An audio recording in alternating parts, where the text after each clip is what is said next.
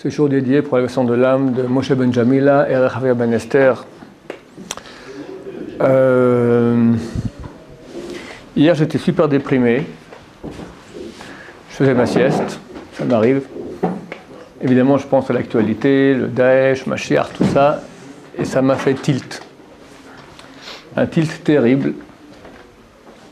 J'en ai parlé à 2-3 personnes. Je me suis dit, je ne peux pas en parler sur Internet parce que c'est trop gros, trop dangereux, ça ne sert à rien, ça va paniquer tout le monde, et puis ça peut donner des mauvaises idées à nos ennemis. Bon, je me suis calmé. Aujourd'hui, j'ai changé d'avis, vous allez comprendre pourquoi bientôt.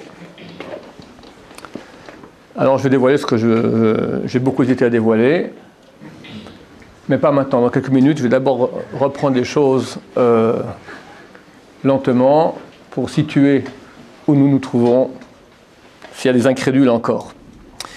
D'abord, il se peut que tout ce que je vais dire durant ce cours n'a aucune incidence, et je me trompe complètement, et la vie continue encore pépère pendant très longtemps. Mais il se peut que peut-être ce que je vais dire, qui est peut-être du domaine du délire meshichique, apocalyptique, j'avoue que je suis un peu touché par ce virus, et peut-être c'est vrai. Voilà, je ne sais pas. Une chose est claire, les éléments se superposent sans cesse.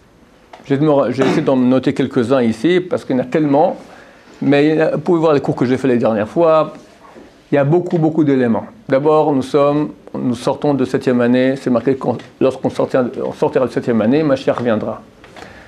Ce n'est pas la première fois qu'on sort de 7e année, tous les 7 ans on sort de 7e année, c'est un moment propice. C'est pas obligatoire, le Mashiach peut venir à n'importe quel moment. Mais bon, il s'avère quand même maintenant dans cette période-là, qui est une période propice à cela. Le Gaon de Vilna, il y a 250 ans, a dit, lorsque les Russes vont conquérir la Crimée, Mashiach se rapproche. Il y a 1 an, les Russes ont conquis la Crimée. Il a continué, il a dit, lorsque les Russes traverseront avec des navires de guerre le détroit du Bosphore, Istanbul, Bnei Israël revêtront leur habit de fête pour recevoir Mashiach. Je ne sais pas si aujourd'hui on peut dire qu'ils ont déjà passé le détroit du Bosphore. Il y a beaucoup de navires de guerre russes qui passent. Mais bon, c'est par-ci par-là, comme ce n'est pas un événement. Il y a 2-3 mois, j'avais dit, imaginez que Bachar el-Assad perd du pouvoir et les Russes viennent l'aider avec leur armée en Russie. C'était encore du domaine incroyable. Pourquoi j'avais dit ça? Parce que ça correspondait à ce que disait le Gaon de Vilna. Aujourd'hui, ils y sont. Maintenant, c'est que quelques avions par-ci par-là, mais ça se peut qu'un beau jour, ils vont décider, bon, mettons notre armée, et puis on conquiert la région. D'accord? Là, ça se peut. Peut-être l'Amérique va mettre son veto, je ne sais pas, je ne veux pas savoir ce qui va se passer. En tout cas, ça devient beaucoup plus proche et actuel. Il y a un midrash qui dit, j'ai aussi raconté cela souvent, voici le signe de la fin lorsque tombera le Néron César oriental de Damas. Un tyran, Néron, comme Néron César était un tyran, de Damas. Ça peut tout à fait faire référence à Bachar el-Assad, il a tout à fait le calibre approprié, un tyran de Damas. Chose aussi, ça ne veut pas dire, c'est pas les guématriotes, valeur numérique, c'est pas un truc qui est 100% vrai, on peut s'arranger comme on veut, mais néanmoins intéressant de voir que Néron oriental, Néron Mizrahi, même valeur numérique que Bachar Assad. Bon, par hasard. Chose plus sérieuse, un des plus grands rabbins en Amérique il y a 50 d'années, le Rav Wartfeugel, le chef de Lakewood, avait dit, il est décédé il y a une 50aine d'années, il a dit, lorsque les Russes viendront en Syrie, ce sera l'époque messianique, ce sera les débuts de l'époque messianique. Ça commence le grand, pour expliquer pour les novices, d'accord, mais quand Mashiach y vient, c'est le bonheur pour tout le monde, c'est fini. Il n'y a plus de maladie, il n'y a plus de pauvreté, il n'y a plus de malheur. Bon, avant la guerre, enfin. Il n'y a que le bien. Il va y avoir un peu de destruction quand même. Quand le Mashiach vient, comme un petit enfant qui vient de naître, quand il est né, tout le monde est content. Mais avant, ça fait très mal. Avant, il doit y avoir une grande guerre qui s'appelle Gog ou Magog. D'abord, ça commence par une guerre entre les peuples. Puis ça finit par une union des peuples contre nous. Demain, l'espion israélien qui était emprisonné pendant 30 ans en Amérique, Pollard, va être libéré. Le Rav Mordechai Eliyahu Zatzal avait dit à sa femme que quand il sera libéré, Mashiach reviendra. pas. J'espère que ça viendra demain, Bézrat Hashem.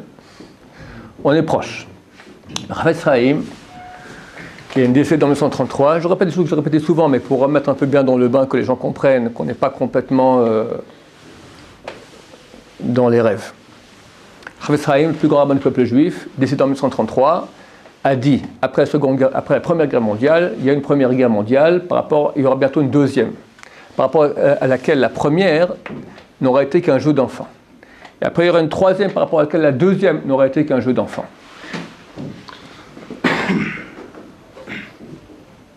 Cela corrobore ce que dit le prophète Zacharie, chapitre 13, les derniers versets du chapitre 13. 2 tiers de la terre périront. Le dernier tiers, je l'affinerai comme on affine l'or et l'argent. Lui dira, l'Éternel est mon Dieu, et moi je dirai, cela est mon peuple. C'est-à-dire qu'il y aura une grande sélection difficile. 2 tiers vont disparaître. À l'époque, il y a 1 mois et demi environ, même 1 mois, un peu moins, j'ai traduit ce qu'a raconté ce petit jeune homme de 15 ans qui a fait une mort clinique. À l'époque où il a parlé, il n'y avait aucun attentat, il n'y avait rien. C'était Rosh Hashanah de Sukkot. Il n'y avait même pas eu d'attentat, il y a eu un attentat dans le territoire où 2 parents ont été. Les enfants sont échappés, mais les 2 enfants ont été tirés par balle. Et dès lors a commencé aussi la vague d'attentats par poignardage. Il lui a dit, on a commencé Gog et Magog. Actuellement, on ne voit rien, mais ça va aller en progressant. Tout coup, il y a un grand événement, et tout le monde comprendra qu'on est rentré en 3e guerre mondiale. Beaucoup de gens n'ont pas cru à ce qu'a dit ce garçon. Moi, j'ai dit, tout ce qu'il a dit qui correspond aux paroles de Chazal, on peut le croire, parce que c'est écrit dans les écrits de nos sages, ou dans les prophéties. Dès que ça a commencé maintenant, on n'est pas obligé de le croire, mais Rab Chaim Kanevski, qui est le plus grand rabbin, 2e ou 1er plus grand, enfin il y a 2 grands rabbins aujourd'hui dans le peuple d'Israël, Rab Chaim Kanevski et Rav Steinman, d'accord, lui dit que Mashiach est à la porte. Il dit, dernièrement, il dit, il est là parmi nous. C'est pas encore dévoilé, mais il est parmi nous. Entre parenthèses, un grand rabbin d'Israël, je n'ai pas le droit de dire qui, a parlé à un rabbin de notre yeshiva, je n'ai pas le droit de dire qui, il lui a dit, je t'en prie, il a pris de coup le prix pour que Mashiach se dévoile. C'est-à-dire qu'il est là, il doit juste se dévoiler, il faut qu'on pousse encore un peu en avant Bezrat Hashem. Comment il se dévoile? Ça veut dire quoi, il se dévoile? On ne saura pas, mais je ne sais pas comment il se dévoile, mais quand il se dévoile, tout le monde saura. D'accord? Il sera investi de pouvoir divin extraordinaire, et tout le monde saura que c'est lui. Ce jeune homme de 15 ans a annoncé des malheurs terribles. J'espère qu'il a eu tort. Mais ces malheurs sont écrits dans les prophètes. Comme je dis, 2 tiers vont périr. Il a dit que donc il y aura une guerre qui va éclater, puis à la fin, c'est Gog ou Magog. C'est quoi Gog ou Magog? Un roi surnommé par le prophète Yézéchiel 38, Gog, qui est le roi d'un pays surnommé Magog. On ne sait pas où c'est, mais on sait que tu viendras de Yarkete-Safon, du fond du nord. Le jeune homme a dit que c'était Obama. Je dis, il peut se tromper. Comment il peut se tromper? Il faut que j'explique un peu, comme j'expliquais dans les cours d'introduction là-bas. La neshama quitte le corps, mort clinique. Elle va où? Elle va dans des mondes supérieurs. On lui dit des choses qui sont vraies. Mais s'il n'est pas dans le monde le plus supérieur, le plus haut qu'il y a, c'est mélanger bien et mal. Il peut y avoir des mensonges. Il peut se tromper. Donc, ça ne veut pas dire que tout ce qu'il a dit est faux. Ça ne veut pas donc que tout ce qu'il a dit il est vrai. On ne peut pas savoir. Mais les choses qui sont écrites dans Chazal et dans les prophéties, on peut le croire. Le reste, on n'est pas obligé. Il a dit que Obama serait Gog. Gog, c'est Obama. Personnellement, je pense que non. Je ne suis pas non plus un grand prophète, pas du tout, même pas un petit prophète, ni fils de prophète. Mais moi, je pense par rapport aux sources que ça ne peut pas être Obama, parce qu'Obama, il vient de l'Est ou de l'Ouest, il ne vient pas du Nord. D'accord? L'Amérique, c'est pas par où tu passes, c'est ou l'Est ou l'Ouest, mais ce n'est pas le Nord. Le fond du Nord, à moins que tu partes par l'Antarctique, tu arrives de nouveau sur New York. Mais c'est un peu tordu de dire ça, que c'est le Nord, New York. D'accord? Le fond du Nord, c'est la Russie. Ça correspond bien à ce que dit le Gaon de Vilna, que les Russes viendront avec des navires. Ça correspond aussi, je n'ai pas le temps de vous raconter, mais je l'avais parlé dans d'autres cours, un livre d'un des plus grands kabbalistes des 500 dernières années, le Rab Shimshon Mistropolai, Rabbi Nachman Breslev dit que ce livre a été retiré du monde, parce qu'il contenait des dévoilements beaucoup trop grands. Le Maharil Diskin, qui était un grand rabbin il y a un siècle, 120 ans environ, a raconté un certain Rabbi Yaakov Kleiner, qui est le grand-père de la femme du grand-père de mon Rosh Yeshiva, le Rav Krashevski. Je raconte cette histoire une fois très longtemps sur Internet. Il a dit que lui, il a pu voir ce livre-là, et il était écrit là-bas qu'à la fin, il a dit comme ça, à l'époque, à son époque, il y avait les Turcs ici en terre d'Israël, il a dit après il y aura les Anglais, après il y aura les Juifs, et à la fin il y aura ou les Russes ou les Anglais. Donc ça peut être ou Obama, ou... d'accord, les Anglais, c'est plutôt... je vois plus Obama que Cameron, il s'appelle d'accord, ok. Hein? Non, il a dit Turc, Anglais, Juif, puis Russe ou Anglais. Ou les deux. Enfin, il n'a pas dit deux, ou ça ou ça. Que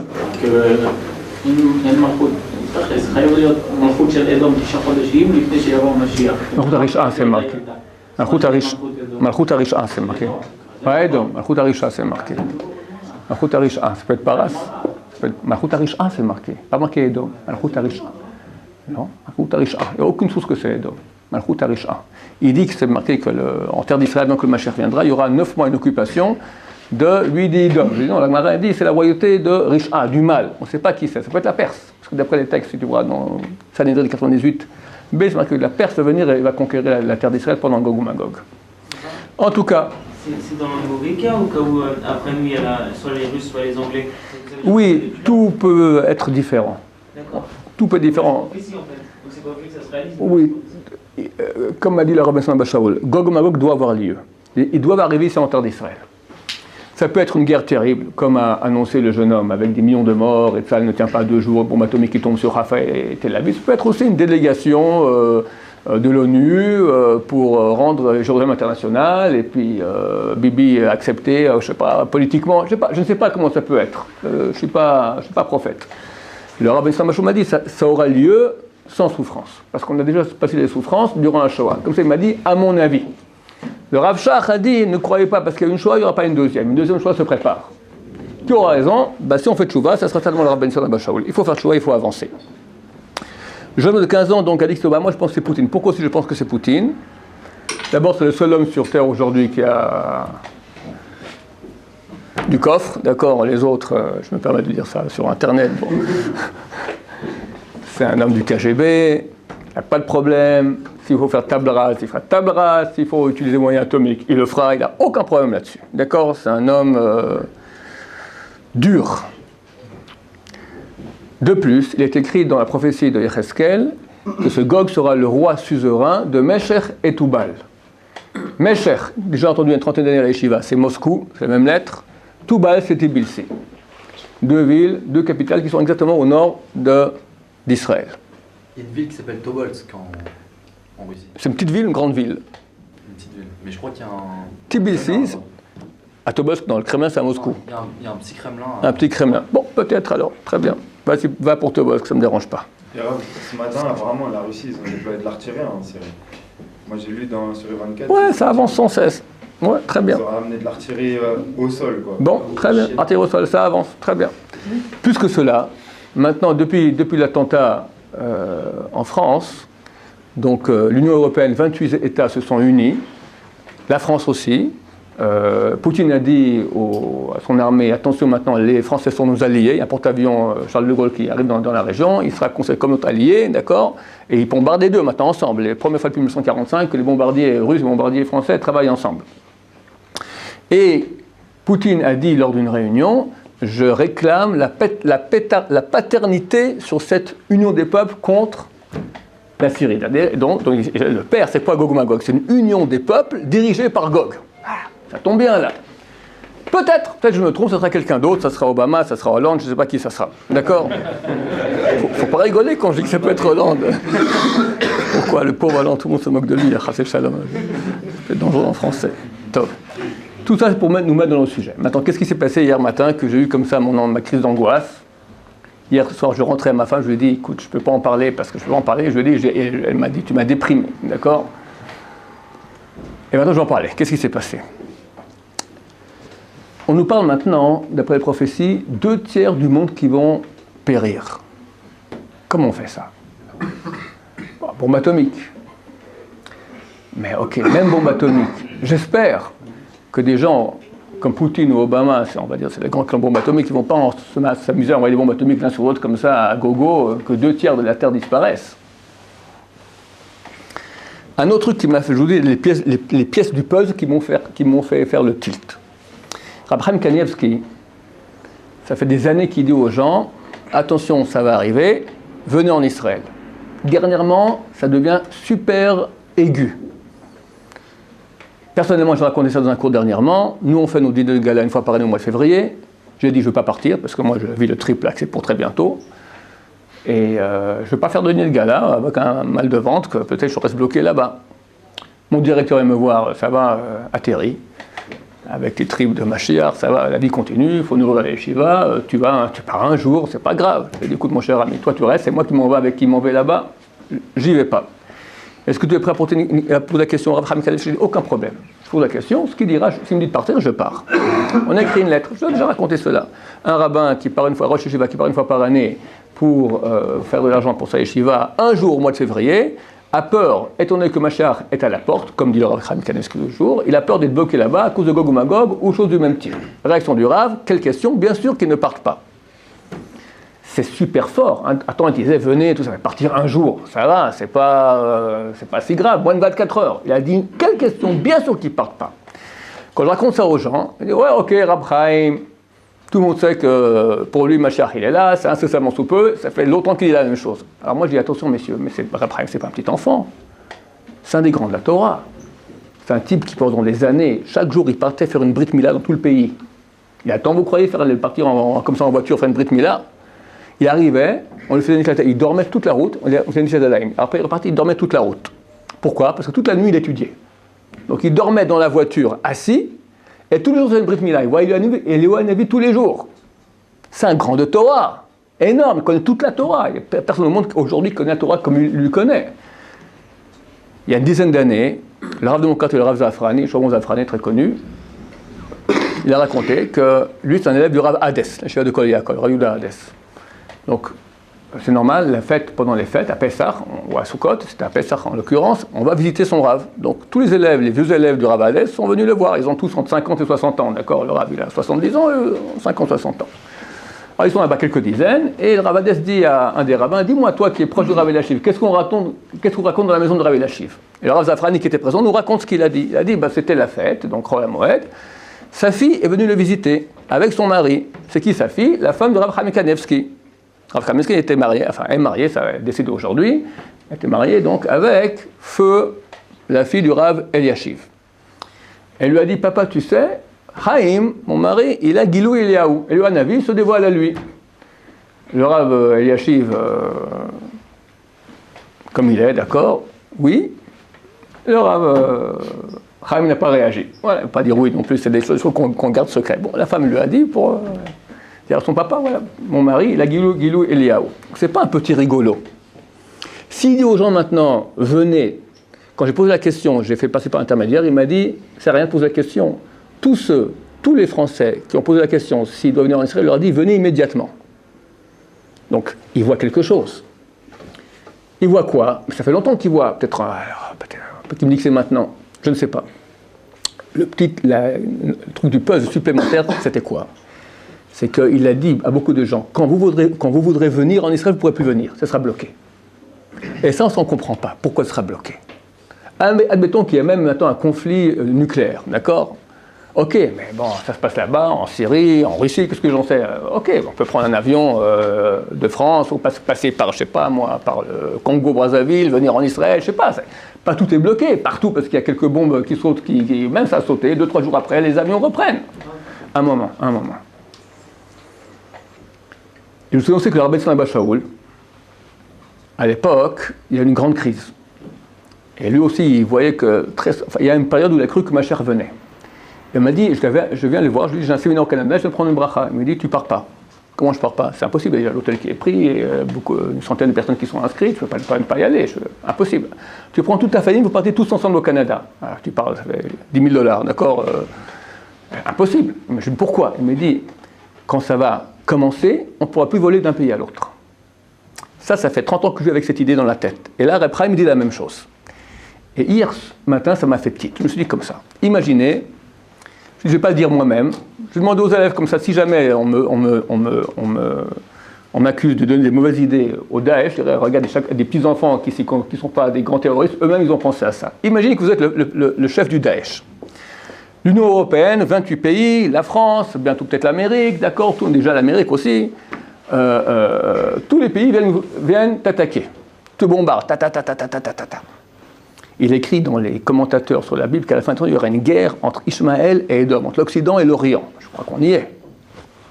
L'Occident, sa force, c'est ok, les bombardiers, les porte-avions.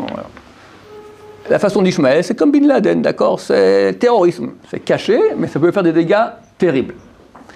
Maintenant, toi, dans ton rêve démentiel d'amener le royaume de Allah sur terre, et qui est plus du tout du monde occidental avec toute l'impureté que cela implique, tu es prêt à brûler le monde, tu n'as aucun problème. Le Midrash Rabbah, il dit que les Rechaim sont appelés Mokdei Olam, incendiaires du monde.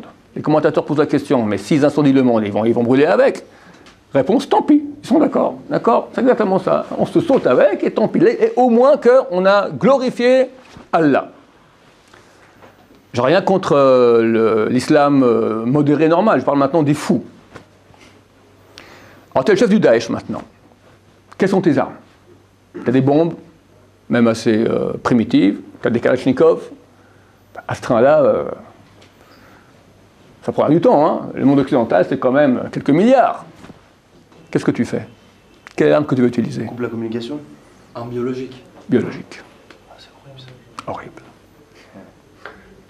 Et ça m'a fait tilt. Pourquoi? Parce que l'arme biologique, donc maintenant tu as un microbe, tu as l'Ebola, l'anthrax, je sais pas quoi, d'accord? Maintenant, quelqu'un veut venir en avion en Israël, on va le recevoir? On ferme tout. Plus d'avion, plus rien du tout. Une arme biologique, ça ne s'achète pas dans un paquet cadeau. Mon cher ami, on te parle. Dans le métro, une maladie. Mon ami, ne parle pas comme un petit jeune. On parle du Daesh. C'est pas des petits enfants. Quelqu'un m'a dit hier qu'ils ont une succursale. C'est toi qui m'as dit ça? Non, une succursale du Daesh en Afrique du Sud. Là où il y a toute la crise du Ebola. Boko Haram. Le Boko Haram? Oui, c'est le nom du groupuscule. Le nom du groupuscule. On ne parle pas de. On parle de terroristes. C'est pas compliqué. C'est pas compliqué. Ils ont de l'argent. Ils ont le pétrole aujourd'hui avec un peu d'argent. Il suffit de cambrioler un truc de chimiste. Moi, j'avais vu un truc de la CIA. Ils avaient fait des tests pour prévoir si ça arrivait aux États-Unis. Si quelqu'un il cambriole un truc là, dans un hôpital où ils ont les maladies, un laboratoire, il suffit qu'il casse dans le métro. Ils avaient vu dans la ville de New York avec des bactéries inoffensives. En, je crois, une demi-heure, ils avaient estimé là, un tiers de la ville, elle est infectée. T'entends, mon cher ami? Il suffit de casser un flacon dans le métro. C'est évident. C'est pas. Et moi, je ne suis pas un terroriste. Lui non plus. Je veux dire, tout coup, je pense à ça. Mais c'est bête. Alors, je ne voulais pas en parler. Pourquoi? D'abord, à quoi ça sert d'en parler? Tout le monde va paniquer.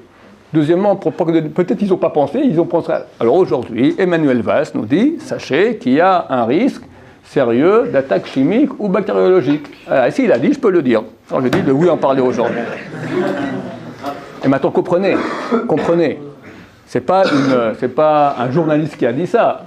C'est le ministre de l'Intérieur, repris par les informations ici en Israël. Premier ministre, d'accord? C'est pas la rigolade. S'il le dit, ça veut dire que c'est super sérieux comme risque. Alors, que dire? Alors, sincèrement, je ne voulais pas vous faire peur, mais je ne peux pas non plus me taire. C'est trop tard. Hein. Ah, c'est trop tard. On ne sait pas quand ça va péter. Il y a un Zohar Hadash, page 68. À mon avis, il est faux. Mais c'est sympa d'en parler quand même, parce que si c'est vrai, alors au moins on l'aura dit. Un Zohar Hadash qui dit comme ça, que dans une communauté du sud d'Israël sera rasée, et dans cette synagogue vont mourir 5 tzadikim. 32 jours après, commence le Gog et Magog. L'année passée, quand il y a eu l'attentat à Arnof, il y a eu 5 qui sont morts, 5 qui ont été assassinés. Tout le monde l'a dit, 32 jours après, Gog et Magog commence. J'ai fait un coup pour dire c'est faux. Pour 2 raisons. D'abord, parce que la communauté n'a pas été effacée, elle reste toujours là. Deuxièmement, les 5, il y avait 4 tzadikim et un tzadik aussi, mais non juif. Un druze, le policier druze qui est venu et qui a été assassiné. Alors, je ne pense pas que le Zohar parle de 4 plus un qui n'est pas juif. Il y en a un là-bas, hélas, l'année passée, Yechele Rothman, un voisin à 100 mètres de chez moi, qui a reçu un coup de hache, comme ça, ils l'ont ouvert toute la tête, et est resté comme un légume jusqu'il y a 3 semaines environ. Il y a 3 semaines, Shabbat, il est décédé.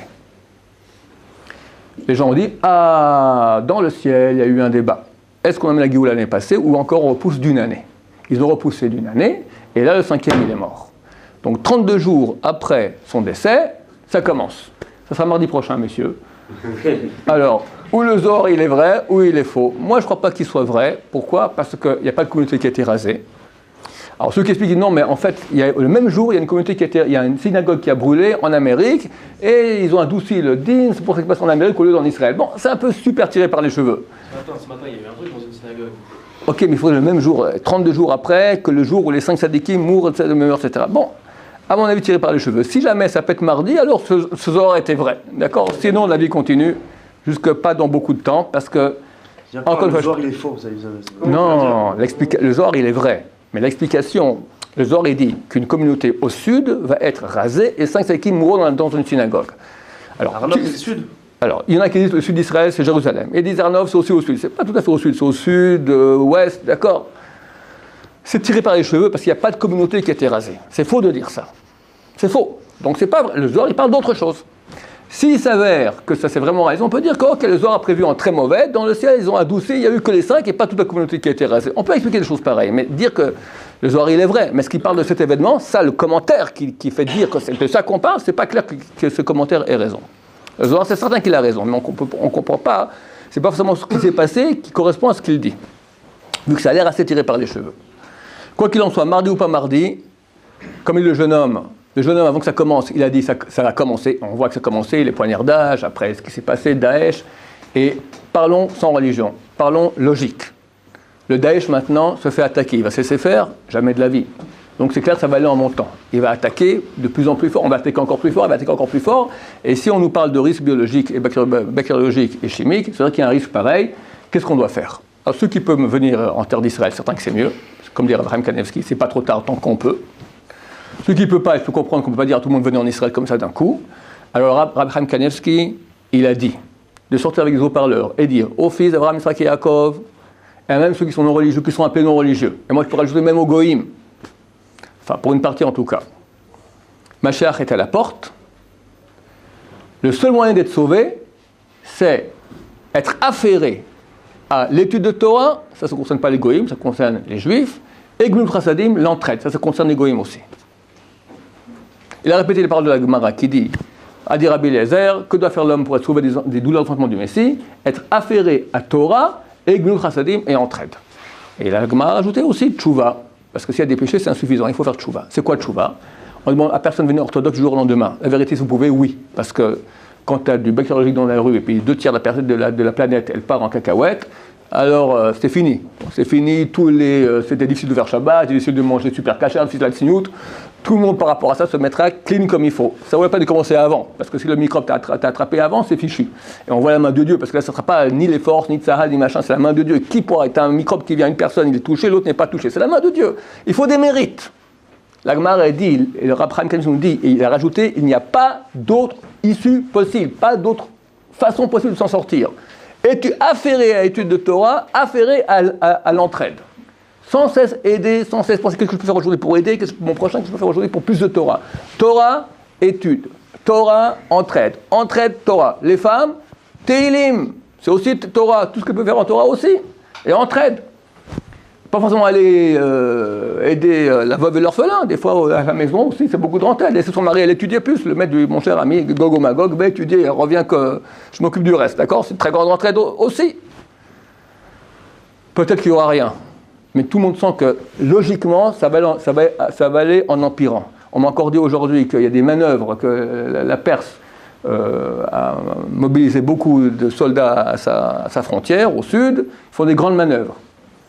C'est écrit dans les textes, toujours Sanhedrin 98b, que la Perse va conquérir l'Irak, et après de là-bas ils viendront et vont conquérir la terre d'Israël. Ça se peut aussi. Aujourd'hui qu'ils ont le bac Ils ont les garanties russes, d'accord. Aujourd'hui, c'est fini, ils peuvent y aller. Il n'y a personne qui va leur dire non. Surtout s'ils partent en guerre contre le Daesh. Je ne sais pas si la Russie ou l'Amérique ou la France vont amener leurs soldats là-bas pour se battre contre le Daesh. Or, on sait que tant on bombarde, tu ne peux pas vraiment faire une conquête comme il faut bien. Tout le monde serait intéressé à ce que quelqu'un fasse ce boulot. Qui le fera très volontiers? La Perse, l'Iran. Et l'Iran, ça s'est écrit clairement. Donc ils vont venir sur le croissant chiite, ils vont traverser tout l'Irak, la Syrie, et ils viennent ici, et là, ma chère, vient, messieurs, Berat Hashem. Combien de temps tout ça? Je ne suis pas prophète. Ça peut être rapide, ça peut être long. On espère que ça sera rapide, et sans douleur pour Am Israël. Je n'ai pas fait ce cours pour faire peur, ça fait peur. Peut-être qu'il n'y aura rien du tout. Va, ça a quand même parlé aujourd'hui. Moi, j'ai pas osé faire le cours hier, jusqu'à ce matin. La seule raison pour laquelle j'ai fait ce cours-là, pour dire, il y a une voie qui peut nous sauver. C'est celle-là. Et si on y est, commencez dès maintenant. C'est dommage lorsque le microbe est déjà dans l'air, de dire, bon, regardez, je fais le chouva. Ça peut être trop tard. Ça peut être trop tard, Hachem Mishmor. Voilà. Faites chouva, je rappelle aux gens, parce qu'il y en a qui se découragent. C'est pas devenir un grand orthodoxe du jour au lendemain. Si tu peux, il faut le faire. Mais avance sérieusement. Commence. Au moins, je vois que tu fais des efforts. Et des gros efforts. C'est pas si dur. Je ne suis pas non plus le secrétaire de bon Dieu pour dire où est la barre, qui passera pas. Rav Shai, il a dit que si je faisais un effort, j'ai fait l'effort, alors pourquoi il s'est trompé? Et maintenant, j'ai été contaminé. Je ne suis pas le secrétaire de bon Dieu, je ne sais pas où est la barre. Faites le maximum. Ne dites pas si c'est comme ça, alors tant pis, mieux vaut crever. Non. Hachem veut que le mécréant fasse chouva et vive. Et si on reçoit ces messages-là, du gosse de 15 ans, du Daesh, à mon avis, Daesh est aidé par Dieu. C'est anormal comme ils réussissent. C'est-à-dire que Hachem veut quelque part nous montrer, regarde, le moment est arrivé, réveille-toi. Du fric quand même. Oui, mais c'est un pays qui il y a 4 ans, il n'y avait pas de Daesh, il n'y a rien. Donc, comme ça, le monde se met à trembler. C'est quand même super puissant. C'est des gens, ils sont aidés. Ils réussissent parce qu'ils avaient préparé le cours avant, peut-être aussi. Oui, mais ils sont. Des années qui... Mais en 4 ans, arriver à faire ce que tu as fait. Tu comprends? Tu vas contre la Syrie. C'était pas très long, la guerre mondiale. 4 ans. Moi, non, mais il paraît qu'ils ont quand même un peu plus de temps. Et ça fait 2-3 ans qu'ils sont en terrorisme déjà extérieur, mais avant, ça existait, d'accord, en petit. Bon, c'est mon impression, je peux me tromper. En tout cas, voilà, il se peut que les choses vont aller très vite. Je ne sais pas combien de temps ça va durer, je sais que ce sera court. Hanouka, c'est une période de très grande lumière qui parle du dévoilement de la lumière du Mashiach. Peut-être qu'à ce moment ça viendra. Sinon, Pessah, c'est marqué qu'on a été sauvé à Pessah. Ce sera plus Hanouka à Pessah parce qu'on a 4 mois encore, on a une année embolismique. Donc il y a plus de temps jusqu'à Pessah. Sachez que tout se passe sur le mieux pour nous, pour tout Am Israël, et tous les goïms qui nous écoutent aussi. Il est clair que celui qui va commencer à aller dans les voies de Dieu, du Dieu d'Israël, c'est-à-dire à pratiquer les 7 lois noachides, à faire le bien autour de soi, à aider le peuple d'Israël, il n'y a aucune raison qu'il fasse partie du tiers qui va rester. Je vous raconte un petit truc commun encore sympathique qui a à voir avec les Français. Parce que marqué, le tiers qui va rester, je l'affinerai comme on affine l'argent et l'or. Le tiers qui va rester, c'est comme de l'argent et de l'or. C'est des gens bien. Mais ils ont des saletés, des scories. Qu'est-ce qu'on fait? On prend le chalumeau et on les chauffe, on les affine, on les éprouve. C'est très difficile. Qui sont ces gens? À mon avis, dans la communauté juive, ce sont les Français. Pourquoi? En Israël, c'est très clair. Ou bien tu es anti-religieux ou tu es pro-religieux. Il n'y a pas moitié-moitié. Il y en a très peu. Dans le monde américain, c'est comme ça. Ou tu es conservatif, réformiste, athée, assimilé, ou tu es froum. Il n'y a que chez le monde français, tu as en majorité des Sfaradim qui croient en Dieu, qui donnent la tzedaka, qui aiment le peuple d'Israël et qui aiment l'État d'Israël, qui font Kippour, qui font le kidouche le soir, ils ne mangent pas de porc, ils mangent qu'un McDo fish, d'accord, ils font Shabbat, et après on fait un peu de shopping aussi, ils vont en boîte, mais qu'avec ils font attention pas tout quand même, qui quoi, comment, il y a un peu de... Des bons juifs. Des bons juifs, vraiment. Ou des mauvais, quoi, on peut dire aussi. Hein? Mais qui ont des saletés. Le mec qui veut faire... Il veut quand même prendre un peu pour se dire quand même peut-être je vais le sauver, mais le reste, allez. Quand on lui fait un peu mal, il crie Hachem, Hachem, aide-moi. Tu comprends? C'est un type, comme je dis, il y a des pépites d'or et d'argent avec des saletés. Alors il faut les nettoyer. Donc c'est intéressant de voir que le mot est je l'affinerai du verset, c'est Utsiraftim, qu'on peut lire exactement Utsorfatim, et les Français. Ça marche très bien. Alors, B'ezrat Hashem, qu'on n'ait pas besoin de chalumeau pour être affiné, qu'on fasse ce travail par nous-mêmes. Pourquoi Ishmaël est-il appelé Ishmaël? Je finirai avec cela. Pourquoi Ishmaël est-il appelé Ishmaël? Nous dit Pirkei Rabbi Eliezer, plus de tous les midrashim, car la fin des temps, Ishmaël c'est quoi? Le nom évoque la finalité. À quoi sert Ishmaël? Pourquoi Dieu a créé ce peuple-là? Il y a une finalité, c'est ce qui passe à la fin. Ishmaël, qu'à la fin des temps, ils vont faire beaucoup de mal au peuple d'Israël. Et Israël va crier à Dieu. Et Ishmaël, Dieu écoutera. Et répondra. La finalité, c'est de nous réveiller pour qu'on fasse tchouva. Donc je pense que le moment est amplement arrivé. On a trop souffert déjà. Commençons à appeler Hachem, à étudier, à faire tchouva, à étudier beaucoup de Torah, à faire beaucoup d'entraide. Et préparons-nous à recevoir, comme dit le Gaon de Vilna, quand les bateaux passeront, mettre des habits de fête. Les commentateurs ont dit, c'est pas des habits, l'habit de Shabbat, du mariage que tu portes. Ça, c'est une affaire. Ma chère, regarde ton habit, il va regarder ton ami de l'âme.